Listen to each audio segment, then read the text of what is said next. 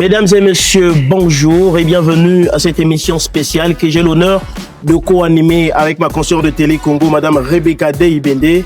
Madame, bonjour. Bonjour, chers confrères. Et donc avec elle, nous recevons Monsieur Illich Vladimir Yoka. Lui, il est coordonnateur général de l'ONG Jeune Leader du Congo. Avec lui, nous parlerons des 10 ans de JLC. Monsieur Illich, bonjour. Bonjour, je suis Ismaël. Bonjour, Madame Rebecca.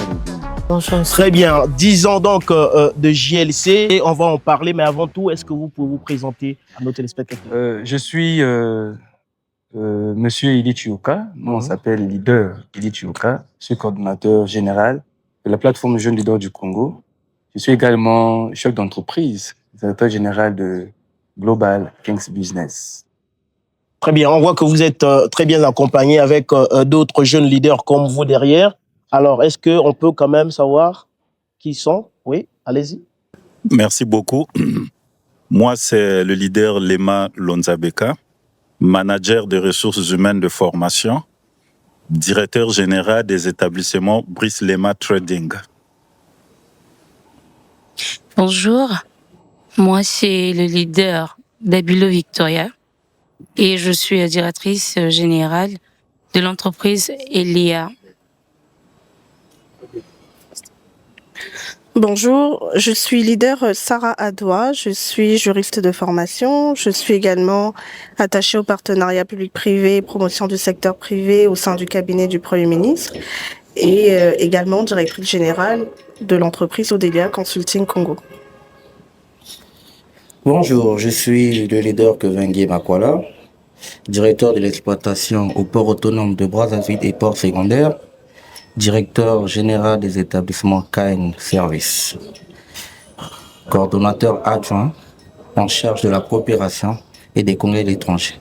Très bien, monsieur. Bonjour, je suis le leader Fabien Bilampassi, juriste de formation. Je suis cadre dans le secteur financier, notamment consultant, spécialiste tout ce qui est question de conformité, sécurité financière et accessoirement entrepreneur. Très bien, on revient avec vous, Monsieur Illich Vladimir Yoka, coordonnateur général des JLC. On va revenir à la genèse de votre organisation. Quel a été justement le déclic qui vous a poussé à créer cette organisation non gouvernementale? Le déclic part d'un besoin suite à plusieurs analyses. Oui. Parce que à l'époque, je suis secrétaire aux questions religieuses du Conseil national de la jeunesse. Donc, étant un organe consultatif du gouvernement, nous étions au cœur de beaucoup de consultations. On était souvent associés par le gouvernement sur certaines questions. Et ça part d'un besoin, simplement parce que j'ai compris que le développement de notre pays devrait forcément passer par la jeunesse. Et la jeunesse, vous savez que dans la dynamique du développement, vous avez des cadres, vous avez des manœuvres, vous avez mais les cadres sont les moteurs d'un développement. Et du coup, il était question de rassembler les élites. Créer un réseau d'influence qui pourront permettre de sorte que ces élites-là se retrouvent pour pouvoir ensemble influencer le développement d'abord de leur communauté respective et de notre pays en général. Alors tout à l'heure, vous nous avez dit que c'est sur WhatsApp que vous avez commencé justement, non? Oui, c'est-à-dire qu'au départ, il fallait d'abord créer un cadre d'échange. Oui. Il fallait permettre à ce que ces élites se retrouvent et qu'ils discutent sur les questions liées au développement de notre pays. C'est comme ça, je crée un groupe WhatsApp. Et ce groupe WhatsApp avait des critères. Rassembler pas tous les jeunes, mais rassembler les jeunes entrepreneurs, les jeunes cadres du privé, les jeunes talents émergents, les jeunes leaders d'opinion, ceux qui sont dans la politique, ainsi de suite. Et ça rassemblait toutes ces personnes-là. Et chaque jour, on avait un sujet à débattre lié au développement de notre pays. Dedans, on avait plusieurs autorités, des ministres et autres. Il y a même certaines personnes qui tiraient des idées dans ce groupe. Et après, avec les autres, nous avons pensé parce que le groupe WhatsApp se crée le 7 juillet 2015. Donc, aujourd'hui, je pense que le 7 juillet passé lundi, nous avons totalisé 10 ans d'existence. Donc, nous sommes en train de faire cette émission à l'occasion de ces 10 ans. Une année après, le le 11 septembre 2016, nous avons décidé de formaliser en organisant l'Assemblée générale consultative pour formaliser notre vision. Et en 2017, notre association s'est implantée en France. Nous avons eu le récépissé de l'État français et nous avons fait un bon parcours. Très bien. Comme on dit toujours que dans chaque... Vous savez, quand il y a un enfant... On reviendra justement sur le D'accord. parcours des JLC, mais je vais passer la parole à ma consoeur pour la question sur les objectifs. Alors, monsieur le coordonnateur, 10 ans que la plateforme JLC existe, vous l'avez dit, un réseau d'influence. Quel est l'impact de JLC sur notre pays, puisque vous vous appelez jeune leader du Congo? Là, vous voulez parler du bilan. Voilà. Bilan que mais je pense qu'avant bon, déjà en termes de bilan, GLC a beaucoup apporté en 10 ans. On va peut-être pas donner les détails de chaque activité, mais GLC est quand même cette structure-là qui a pu rassembler, je pense que c'est même l'une des plus grandes structures qui rassemble les jeunes leaders dans notre pays. GLC a pu créer, parce que vous savez que vous ne pouvez pas diriger si vous ne vous connaissez pas. Donc, ce réseau d'influence permet de sorte que ces jeunes-là, qui vont diriger le pays, puissent se connaître et puissent régler aussi des problèmes de façon un peu plus facile.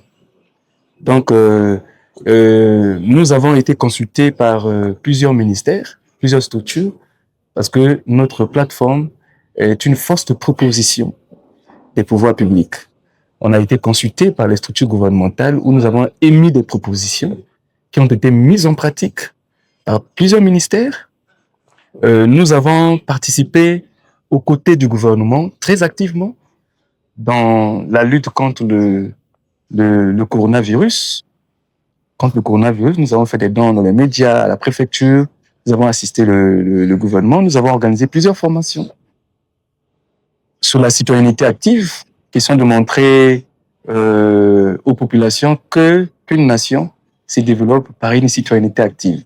Nous avons organisé plusieurs formations sur le leadership dans le but de renforcer le leadership de tous nos membres ainsi que d'autres jeunes. Parce que vous savez que le développement passe par un leadership dynamique. Et si nous voulons d'un développement demain, il faudrait forcément que les jeunes qui vont impulser ce développement-là puissent avoir un leadership qui s'affirme. Un leadership pas lié comme on dit en langue vulgaire, au matalana, mais un leadership qui est axé aux résultats, qui produit des résultats. Très bien. Qui produit des résultats. Nous avons organisé des formations, nous avons organisé plusieurs choses. En tout cas, vous savez que un enfant, quand il grandit, l'enfant, il tombe et se relève. L'enfant dont vous parlez a déjà 10 ans aujourd'hui. Oui, l'enfant a 10 ans, Oui. mais dans les actions, on ne peut pas dire que tout était au beau. Nous avons rencontré aussi, vous savez, quand l'enfant se lève, après il tombe, il se lève, il tombe. Mais je pense que 10 ans, c'est aussi de la maturité. 10 ans, c'est aussi un autre niveau. C'est aussi un appel pour nous de passer aussi à un autre niveau. Les moments que nous avons connus, c'est comme toute organisation, même les États connaissent des moments difficiles. Très bien, Nous les monsieur, avons connus. oui, très bien, monsieur Lichioka. On va passer à une autre question, justement. Les objectifs de l'ONG Jeunes Leaders du Congo. Et pour ça, je vais donner la parole au coordonnateur adjoint. Monsieur Lema, dites-nous quels sont les objectifs de cette organisation que vous avez créée. Okay, merci, monsieur le journaliste. Pour répondre à votre question, nous sommes à l'article numéro 3 de nos statuts qui décrit quelques objectifs. Je vais vous citer les plus pertinents. Ouais. Nous avons promouvoir les valeurs citoyennes et patriotiques, inciter et former la jeunesse au leadership et à l'entrepreneuriat, promouvoir la bonne gouvernance intergénérationnelle, contribuer à l'insertion et à la réinsertion sociale, économique, culturelle des jeunes pour l'autonomisation, promouvoir des actions de développement communautaire et du volontariat. Contribuer à la protection de l'environnement, à la promotion de la santé et de l'hygiène.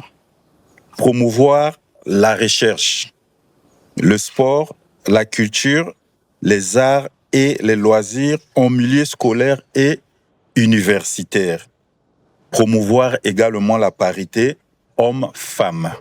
Donc voilà un peu, monsieur le journaliste, les quelques objectifs assignés par la plateforme, non, l'association Jeunes Leaders du Congo. Est-ce que vous êtes satisfait aujourd'hui que parmi ces objectifs, il y en a quelques-uns que vous avez atteints? Exactement.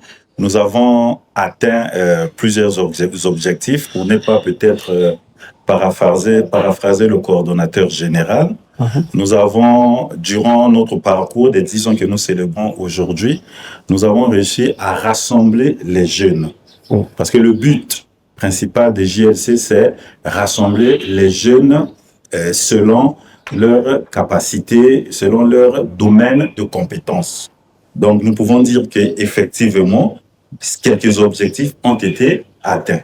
Très bien, monsieur le coordonnateur général adjoint.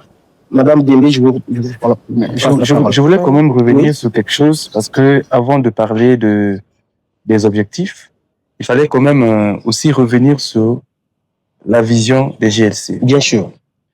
Parce que ça ressort de la vision. Ça répond à la question que vous avez posée sur l'importance aussi de GLC. La vision, notre vision est de rassembler les jeunes leaders selon leur domaine de compétences, en faisant d'eux des acteurs de l'émergence de leur communauté respective, en particulier, et du Congo en général. Vous comprenez que déjà cette vision-là répond déjà à une politique d'accompagnement de développement. Les jeunes, nous avons au niveau de nos localités des richesses. Le but ici, c'est de montrer à ces jeunes-là qu'ils doivent manifester leur leadership dans leur localité. Vous partez par exemple à Goma, vous avez l'INIAM. Oui. L'INIAM, c'est une richesse. Le but, c'est de montrer à ces jeunes-là, par des sensibilisations, des formations de coaching, que vous pouvez rester à Goma au lieu de venir à Brazzaville. Vous pouvez vous organiser, monter des entreprises, des unités pour développer l'INIAM à Goma. Ainsi de suite. Donc, ils deviennent des acteurs de développement, de l'émergence de leurs communautés respectives. Après, les leaders, ils sont nationaux, ils peuvent aussi agir dans d'autres départements, ainsi de suite. Très bien. Donc ça, c'est quelque chose qui est nécessaire pour notre pays, et je pense que le pays devrait prendre ça comme un acquis et voir comment il faut accompagner, parce que si c'est mis en œuvre, je pense que ça sera quelque chose qui va apporter un plus dans la politique du gouvernement. Très bien. Alors, quels sont les critères pour appartenir à votre plateforme? Comme je vous ai dit, JLC, c'est un réseau des élites. Les élites qui sont censées booster le développement de notre pays. Les élites que chaque président qui sera élu peut s'appuyer. C'est-à-dire que j'ai un réseau d'influence, il y a des talents qui sont là-bas, et là-bas, on va trouver des leaders dans la santé, dans le sport, dans chaque domaine. Mais monsieur Vladimir, pourtant on a l'impression que la plupart des jeunes leaders du Congo, des membres de votre association, sont plutôt des politiciens. Bon, en fait, le problème, c'est que ça, c'est aussi un travail à faire. Parce que les politiciens, ils ont déjà un engagement très agressif. Ils se manifestent. Mais dans certains secteurs d'activité, les gens se rétractent trop. Hein? Les gens veulent toujours rester un peu ils sont pas trop exposés dans les médias. Vous voyez, mais ils font un grand travail. Nous avons des leaders qui sont des chefs d'entreprise, qui sont dans les domaines de la santé et autres. Dans GLC France, nous avons des jeunes Congolais qui sont dans les grandes équipes de la France, qui jouent ici à Diable Rouge, mais ils sont pas trop dans les caméras. C'est pour cela, notre travail, c'est là où ça détermine notre travail. Le travail, c'est de booster, de pousser ces jeunes-là à prendre le devant, parce que derrière eux aussi, ils vont booster les autres. Vous voyez, le développement, c'est une chaîne. Hein. Ça commence par les élites. Nous ne pouvons pas aller à un développement conséquent si nous n'arrivons pas à mettre la main d'abord sur les élites. sur les élites qui doivent booster le reste du système. Si vous êtes leader à Talangaï, si on s'appuie sur vous, vous allez booster d'autres leaders qui sont à Talangaï et Talangaï va monter. Donc on peut dire aujourd'hui que GLC ne subit aucune influence politique, surtout du PCT, dont vous êtes membre d'ailleurs. GLC se met un peu au-dessus des clivages. Je pense que GLC est l'unique plateforme qui a su rassembler les différentes forces vives dans notre pays. Il y a des jeunes de l'opposition dans votre plateforme? Nous avons les jeunes de l'opposition. Même quand on organise nos activités au niveau de la France, nous avons des jeunes de l'opposition. Nous avons des jeunes entrepreneurs. Nous avons des jeunes leaders de la société civile. Nous avons des jeunes politiques de la majorité présidentielle. Nous avons les jeunes des partis du centre. Mais ils se mettent ensemble simplement parce qu'ils se disent que c'est l'idéal qui nous rassemble. Il y a des idéaux qui rassemblent tout le monde, mais qui ne divisent pas. Quand chacun se retrouve dans son entreprise, il exerce l'influence de son entreprise. Quand il se retrouve dans son parti politique, il reprend son parti politique parce qu'on est leader quelque part. On rentre dans le GLC parce qu'on est leader quelque part. Vous êtes leader au niveau de l'UPADES, au niveau du PCT, au niveau de votre entreprise. C'est ça qui vous fait rentrer dans le GLC parce que, comme madame a demandé, c'est une plateforme des élites. Donc les élites, c'est des gens qui manifestent un leadership quelque part. Les critères pour rentrer dans le GLC, il faut soit que vous soyez un jeune entrepreneur, chef d'entreprise, politicien, un jeune leader d'opinion, ça peut être politicien, ça peut être la société civile, un jeune talent émergent. Vous avez par exemple, je vous donne l'exemple de Zedem qui est avec nous.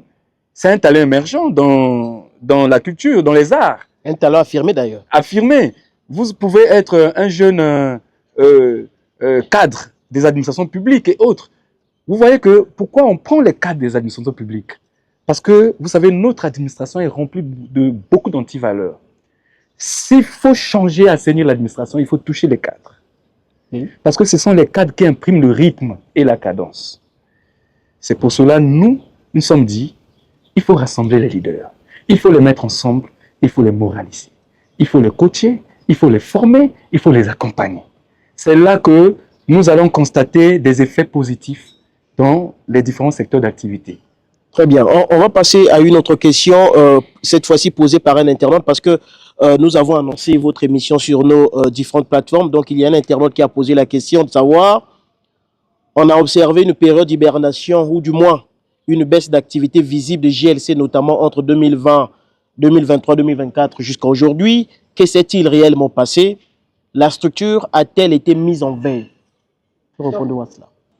Une association a un cycle de vie. C'est comme une personne, hein? Dans le cycle de vie, il y a des moments de baisse et il y a des moments de force. Nous avons connu des moments de force, mais ce qui est plus fort dans le leadership, c'est que les moments sombres ne puissent pas vous faire disparaître. Et nous pouvons dire que ces moments sombres ne nous ont pas fait disparaître. Et là, nous fêtons les 10 ans. Ça prouve que nous sommes là, que nous sommes vivants. Et après les 10 ans, certainement que ça sera plus, parce qu'on ne peut pas grandir et rester la même personne. Est-ce que vous ne revenez pas parce qu'il y a des élections présidentielles en vue? Bon, vous savez que nous avons fait plein d'activités, plein de choses. Ça n'a rien à voir avec les élections. Ça n'a rien à voir. Vous allez voir que nos objectifs n'ont rien à voir avec les élections. Ça n'a rien à voir avec le politique. Oui. Simplement, nous disons que vous voyez, quand un enfant tombe, quand il se relève, il ne se dit pas que parce qu'il y a quelqu'un qui est là, il se relève seulement parce qu'il y a le besoin de se Donc on n'entendra jamais GLC dire tu soutiens tel candidat ou tel candidat. Mais on a eu beaucoup d'élections. GLC a beaucoup des hommes politiques. Oui. Nous sommes totalement apolitiques. Nous ne pouvons pas soutenir un candidat, mais nous pouvons, autant que des acteurs de développement, nous pouvons sensibiliser les populations. Parce que vous savez que en Afrique, les élections, ce sont des moments où on va se déchirer, où on va casser tout ce qu'on a eu à construire. Mais dans le leadership, il faut éviter l'éternel recommencement. Nous pouvons, autant que des jeunes leaders, dire aux hommes politiques que nous sommes des chefs d'entreprise. Nous avons besoin de la paix. Nous sommes des cadres. Nous avons aujourd'hui, nous sommes des chefs de famille. Nous avons besoin de la paix. Nous pouvons conscientiser les jeunes qui sont souvent manipulés pour leur dire que quand on va aux élections, ce n'est pas des moments où on se met dans la rue pour brûler les punais. C'est des moments de choix, où on réfléchit tranquillement pour se dire qui nous allons donner la confiance pour conduire aux destinées de notre pays. Ça, par contre, nous pouvons jouer ce rôle-là. Nous pouvons nous mettre au centre pour essayer de mettre ensemble les acteurs sur certaines questions, mais sans pourtant dire votez un tel, faites ceci, faites cela, nous jamais. D'accord. Alors, pour revenir à GLC, GLC est lancé en 2015, vous l'avez dit, un projet percutant qui vient rassembler les jeunes leaders, comme vous l'avez dit. Mais certains observateurs pensent que nous avons un problème, on n'arrive pas à travailler en réseau. Est-ce que ce n'est pas le fait que dans la culture centrafricaine, nous, l'Afrique centrale par rapport à l'Afrique de l'Ouest, où ils travaillent vraiment en réseau, nous, généralement, les jeunes ne se mettent pas ensemble pour travailler. Est-ce que ce n'est pas ça qui a un peu fait échouer GLC? Bon, GLC n'a pas échoué. Est-ce que ça n'a pas été ça le problème de GLC? Bon, vous savez qu'il faudrait d'abord, même la question, là, il faut même retourner la question. Parce que c'est même d'ailleurs l'une des victoires que GLC a pu. Le réseautage n'est pas facile. Vous savez que ce n'est pas facile de rassembler les leaders. Les leaders, ils sont dans beaucoup de contradictions, beaucoup de conflits, beaucoup. Et rassembler les leaders, arriver à rassembler toutes ces hautes personnalités, c'est déjà l'une des victoires que GLC a fait. Ce que beaucoup des structures, même parfois l'État a du mal à rassembler parce que vous avez les leaders de l'opposition qui ont leur position, vous avez des leaders qui ont leur position. Mais GLC a pu créer ce réseau-là, rassembler des ministres, des députés, des conseillers, des chefs d'entreprise. Ça déjà c'est une réussite. C'est une réussite. Et cette réussite peut manifester certaines faiblesses. D'où je dis que nous ne restons pas sur les faiblesses, nous regardons devant. Nous sommes conscients des acquis et nous réfléchissons sur comment il faut renforcer ces acquis-là après nos 10 ans. Comment arriver à renforcer le réseautage de sorte que nous puissions avoir le plus grand réseau des jeunes leaders. Pourquoi pas en Afrique? Pourquoi pas en Afrique centrale? Que pour rester d'abord dans notre pays, que nous puissions rassembler le plus grand réseau d'influence de notre pays, où là-dedans, vous retrouvez les chefs d'entreprise, ils s'échangent. Au lieu de créer des B2B tous les jours, mais vous avez un B2B qui est permanent, où les gens, les cadres peuvent discuter de façon permanente, oui. Ou quand vous avez besoin de régler un problème au niveau de Télé Congo, le leader là, donc ça fait même gagner les leaders en temps. Ça fait gagner les managers.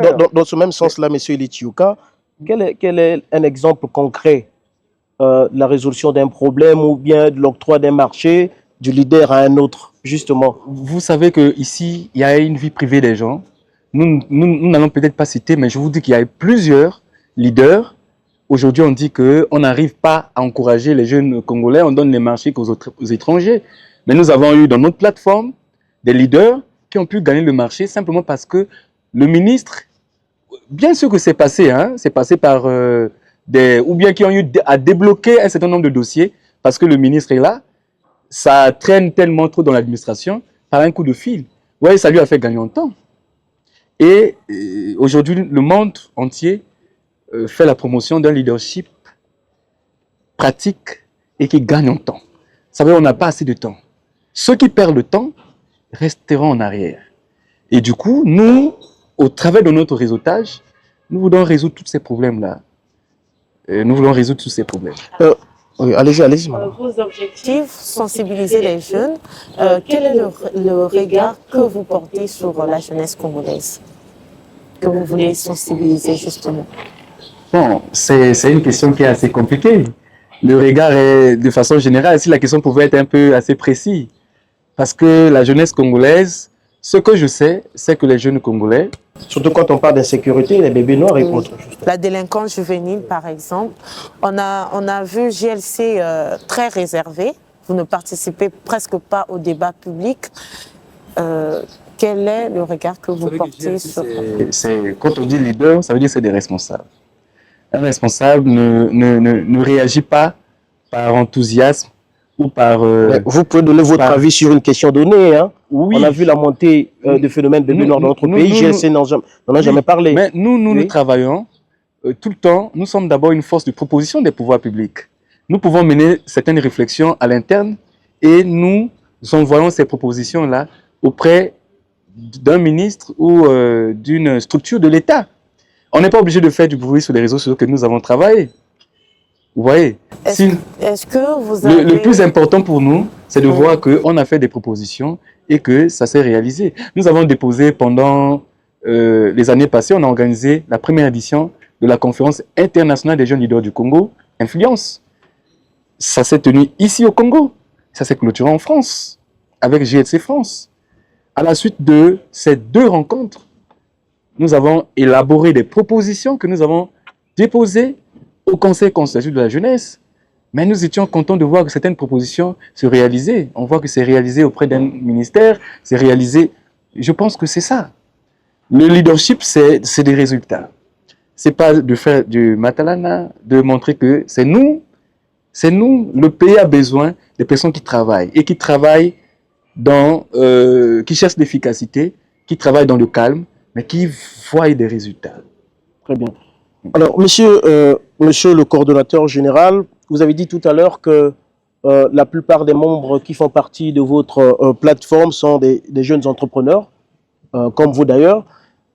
Et si vous arrivez justement de donner un avis sur l'écosystème entrepreneurial de notre pays, dites-vous que le Congo est un pays ouvert aux entrepreneurs ou pas? Le Congo est un pays ouvert. Oui. Un pays très ouvert aux entrepreneurs. Est-ce que l'État congolais soutient suffisamment les entrepreneurs que vous êtes? Vous avez même suivi à la télévision. J'ai suivi avec les députés qui sont en train d'aller suivre certaines entreprises que l'État a accordées. L'État, chaque année, vous voyez la Commission nationale de l'économie, si je ne me trompe pas, qui siège pour accorder des financements. Le problème, je pense, qu'à notre pays, qu'il faudrait peut-être arriver à corriger, c'est un problème de suivi. Oui. Hein, c'est un problème de suivi. Nous avons beaucoup de lois. C'est un problème de suivi. Un problème de suivi. Nous avons des jeunes chefs d'entreprise. Nous avons plein d'entreprises qui arrivent ici. L'accompagnement, on a le FIGA. Il y a des structures qui sont là. Je vous dis clairement que je ne parle pas de ce que je ne maîtrise pas.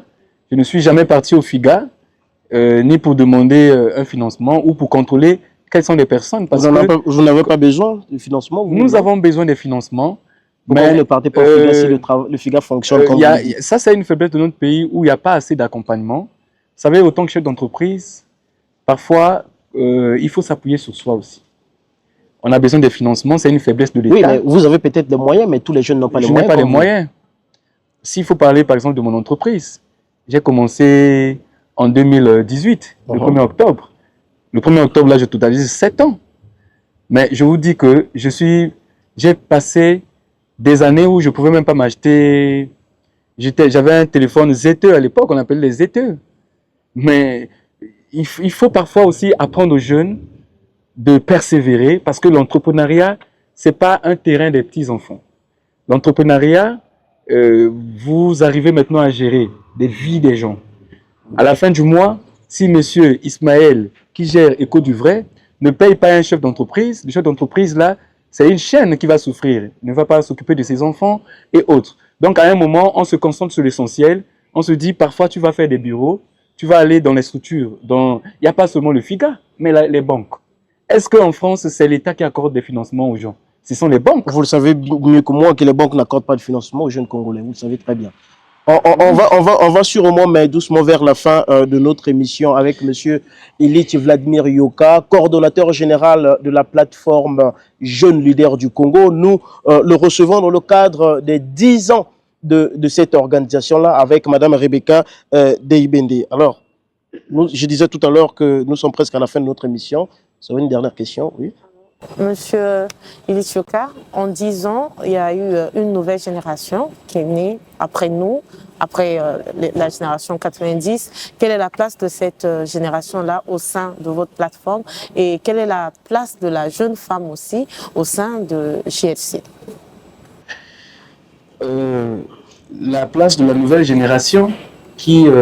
La génération Z, parce qu'en 2015, c'était une autre génération. Là, il y a eu une montée, là, il y a... Vous allez remarquer... 2005, 2004, nouveau entrepreneur. Vous allez remarquer que si vous regardez bien les caméras, vous allez voir que la majorité, c'est les mêmes visages. la constance. Ça aussi, ça prouve, oui, il y a eu des nouvelles personnes. Il y a eu des nouvelles personnes qui nous ont rejoints, qui aussi ont occupé des responsabilités dans nos structures. Ce qui est sûr, c'est que chaque leader a une place de choix dans notre association, parce que chaque leader de notre association, nous le prenons comme un acteur de développement. Comme un acteur de développement du Congo, donc il est important. Il est important pour le Congo, il est important pour nous. Donc il a une place de choix. Nous restons totalement ouverts et les femmes ont les mêmes droits dans notre plateforme que les hommes. Il n'y a pas... Nous avons eu notre association en disant nous avons eu une femme qui a dirigé le Congo. Qui a dirigé le Congo. Donc, Diriger le Congo dans quel sens? Qui a dirigé, excusez-moi pas le Congo, qui a dirigé GLC Congo. Notre association au niveau de... Ah, d'accord. Okay. Merci pour la précision. Au niveau du Congo. Maintenant, une autre chose, c'est que les 10 ans que nous célébrons, ce n'est pas seulement une fête. C'est un nouveau engagement. Nous prenons des engagements, des nouveaux engagements face à notre pays. Comme je vous ai dit qu'un enfant qui quitte de 0 à 20 ans, il n'a plus les mêmes objectifs. Vous allez voir, nous les leaders, en 2015 et aujourd'hui, nous ne sommes pas les mêmes personnes. Beaucoup, aujourd'hui, ils ont des grandes entreprises, ils ont des grandes responsabilités au niveau de l'État, et ces personnes ne peuvent pas se regrouper juste pour... nous nous regroupons avec une nouvelle... La vision reste la même, mais avec des nouveaux engagements, avec une nouvelle passion pour servir notre pays. Vous allez dorénavant nous voir plus actifs sur le terrain, plus présents sur le terrain, parce que nous pensons que ces cadres-là, ils sont jeunes, avec beaucoup d'expérience. Ils ont beaucoup à donner à... Monsieur Yoka, est-ce que c'est juste les 10 ans qui vous poussent à revenir sur le terrain ou juste vous êtes stimulé par autre chose? Non. Ou parce que vous pensez qu'actuellement vous avez plus de moyens qu'avant? Bon, en fait, il y a beaucoup de paramètres. Oui. Il y a beaucoup de paramètres parce qu'il ne faut pas être sans moyens, vous ne pouvez rien faire. Bien sûr. Il y a beaucoup de paramètres, mais ce qui est important, c'est cet engagement-là. C'est notre présence sur le terrain. Nous nous donnons un engagement de se dire que oui, nous, aujourd'hui, nous avons eu peut-être cette grâce-là de prendre conscience tôt, de nous mettre sur le chemin de la responsabilité tôt, mais vous avez beaucoup de jeunes qui figurent parmi les espoirs de notre pays. Ils sont là dans les universités, ils sont là au lycée, mais qui se perdent. Et on risquera d'avoir une nation demain qui sera dans la perdition. Pourquoi? Parce que la jeunesse est l'avenir. La jeunesse d'aujourd'hui représentera la nation de demain. Donc, les jours à venir, nous allons nous donner cette responsabilité d'aller aussi vers ces jeunes-là, ces étudiants-là, pour que ceux-là qui, aujourd'hui, ont fait des bons choix de la vie, qui sont devenus des jeunes d'entreprise, vont sensibiliser ces jeunes pour leur dire que le Congo de demain, c'est vous. Quelle est la vision que vous avez? Quels sont les projets que vous avez? Vous devrez. Donc, on va, je pense que par ces sensibilisations, oui, par ces sensibilisations, nous allons, le but, c'est d'augmenter le nombre des futurs leaders et des jeunes actifs qui vont prendre en main le destin de notre pays sur toute l'étendue des territoires. Je voulais dire que pour nos 10 ans, vous allez voir que nous fêtons nos 10 ans pendant 6 mois. Parce que 2027, c'est aussi d'autres défis. Pendant 6 mois, nous avons une série d'activités que nous allons mener de maintenant jusqu'au 31 décembre. Nous allons toujours prendre le soin, très tôt, d'informer le peuple congolais, les jeunes congolais qui veulent prendre part à ces activités-là. Ouais. Et nous voudrons lancer aussi un appel à tous ceux-là qui ont compris le message, que c'est important pour eux de se retrouver dans un cercle d'influence, dans un réseau d'élite, de se mettre ensemble avec les autres, pour que ensemble, de là où ils sont à Pointe-Noire, au plateau, à Djoué-le-Fini, à Kenya-Lima, à Congo-Ubangi, dans la cuvette, dans le pool, dans la Bwenza, qu'ensemble avec eux, nous pouvons nous mettre ensemble et réfléchir pour voir comment est-ce que nous pouvons contribuer au développement de notre pays. Mais qui finance et comment est-ce que chacun de nous... Les activités pendant 6 mois, qui finance? Pendant 6 mois, nous sommes d'abord dans l'autofinancement, parce que nous sommes des leaders. Quand nous voulons organiser une activité, nous essayons de réfléchir, cette activité nous coûtera combien, et chaque leader essaie de mettre la main dans la poche. Et après, nous ne sommes pas fermés. Si quelqu'un comprend cet idéal, vous voyez, ça va au-delà de nos petites personnalités, de notre petite personne. Ça veut dire que c'est comme on dit, c'est la cause nationale. Je vais vous donner un exemple. Quand nous avons lancé JLC en France, le leader qui est parti lancer JLC, il est là derrière moi. Il est parti qu'avec les papiers pour expliquer que voici notre organisation. Mais il y a eu un groupe de jeunes en France qui ont couru derrière ça. C'est l'idéal. Tout le monde pense que c'est intéressant pour moi de mettre ensemble avec les autres pour contribuer au développement de notre pays. Comment vous joindre? Déjà, nous avons notre page Facebook, Jeunes Leaders du Congo. Jeunes Leaders du Congo, Jeunes avec S, Leader avec S du Congo. Et les autres aussi peuvent nous joindre par... on peut donner le numéro si c'est autorisé. Bien sûr. Par le 04 05 768 55 55. 05 768 55 55. Comme ils peuvent aussi nous appeler par le 06 843 39 39. Quand ils appellent, ils se présentent qu'ils veulent discuter avec contacter les jeunes leaders du Congo. On nous fera le... Et s'ils ont des courriers, ils peuvent nous déposer les courriers au niveau de la clinique Sécurex de Brazzaville. Et nous sommes ouverts à tous les jeunes leaders. Très bien, merci Monsieur Elite Vladimir Yoka. Nous avons parlé avec lui, avec ma consoeur Rebecca Deibende, des 10 ans des JLC. Merci de nous avoir suivis, mesdames et messieurs. Nous vous demandons de faire un effort supplémentaire, de partager cette publication, de commenter, de dire ce que vous pensez de tout ce que Monsieur Elite Vladimir Yoka a dit sur ce plateau. Merci à vous de nous avoir suivis et à la prochaine occasion.